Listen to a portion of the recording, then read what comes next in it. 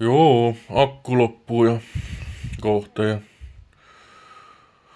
kyllä vähän väsyttää, kun on. Mikäs nyt on päivä, minä en tiedä. Alkaa tuo lääkke pikkuhiljaa. Muista milloin mä sen sain nyt, mutta sitä ei sitä kovin kauan tajota. Mutta ainakin se menee sinne loppukuuhun tai menee niin. Tai silloin sitten kun se on mennyt se aika, niin se alkaa vähän sen vaikutus loppumaan, niin alkaa kuulevan niitä ääniä ja kaikkea muuta. Mutta mulla on Kitsofrenian 2 lääkkeet. Mulla on se piikki ja sitten on tuo tablettijuttu.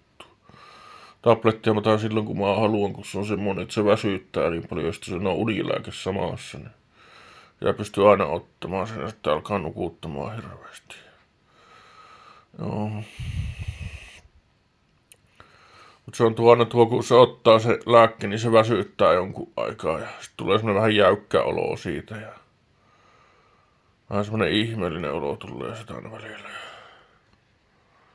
En tiedä mitä sitä tekisi, aika tylsää. Kai sitä pitäisi musiikkia taas kuunnella. Aina tekis mieli tehdä sitä, mutta ei oikein osaa vielä. Niin.